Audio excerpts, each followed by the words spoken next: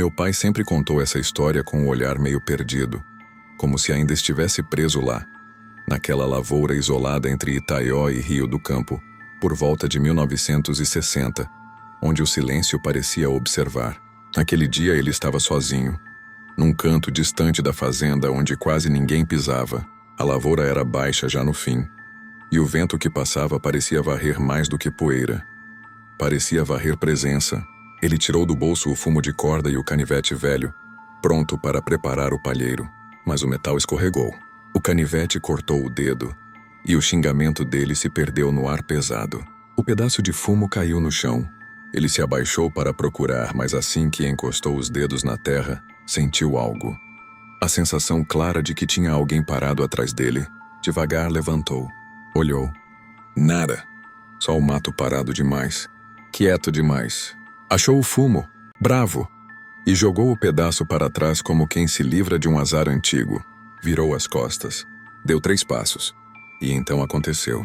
O mesmo pedaço de fumo de corda voltou, batendo com força nas costas dele, como se tivesse sido lançado por uma mão invisível, pesada, fria e decidida. Ele virou na hora e encontrou apenas o vazio.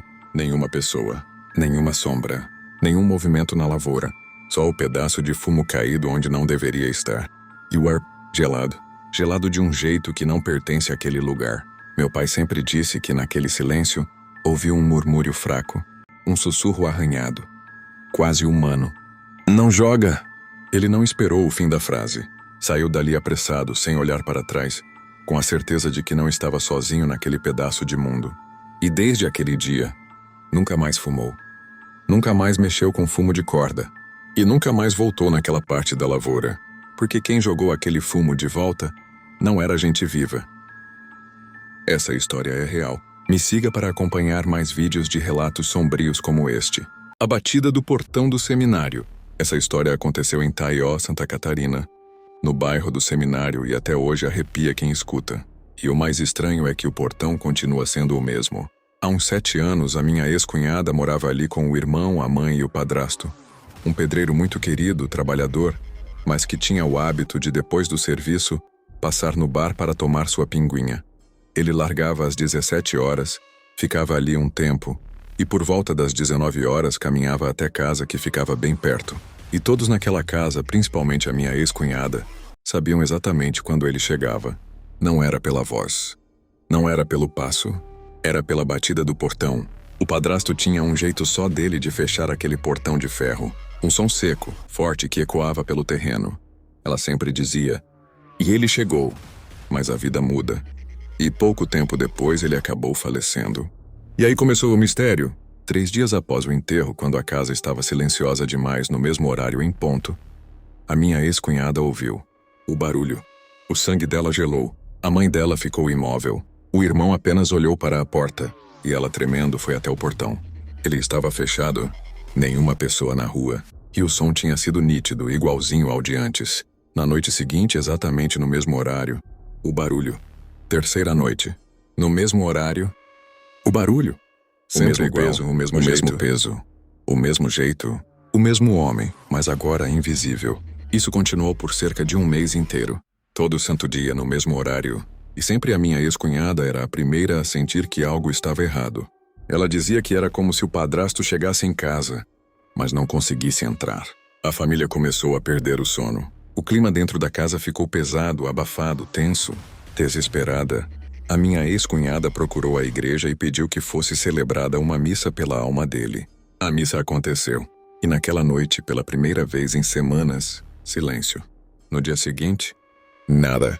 E o portão nunca mais bateu sozinho. Mas o portão continua lá. O mesmo ferro. O mesmo trinco. A mesma história presa nele. E a minha ex-cunhada, que ainda mora naquele endereço, jura que às vezes, quando o vento sopra muito devagar, parece ouvir um eco distante, como se alguém ainda tentasse fechar o portão do seminário. O senhor do guarda-roupa, algo estranho no condomínio de Itaió. A história que vou te contar é real. Aconteceu aqui mesmo em Itaió, Santa Catarina, por volta de 2018. Minha cunhada morava de aluguel em um condomínio conhecido da cidade, aqueles prédios de 4 andares, todos iguais. Corredores silenciosos e um vento frio que batia sempre à noite, mesmo no verão. Ela dizia que, por vários dias seguidos, sentia uma presença dentro do apartamento. Nada que desse para ver, mas dava para sentir. Um peso no ar. Uma sombra que parecia acompanhar cada passo. A casa inteira parecia segurar a respiração quando ficava escuro, até que numa noite tudo ficou claro demais. Ela estava no quarto, luz apagada, prestes a dormir. Foi quando aquela sensação voltou, mais forte do que nunca. O coração dela acelerou. Parecia que alguém estava ali, imóvel, observando no escuro. Com a mão tremendo, ela esticou o braço e acendeu a luz. E então viu, no guarda-roupa, que era grande, sem portas, um senhor estava sentado lá dentro, pernas cruzadas, como se fosse o dono da casa. Ele não disse nada. Não se mexeu. Só ficou ali, encarando ela, silencioso. Um rosto que ela nunca tinha visto antes e que não era de alguém vivo.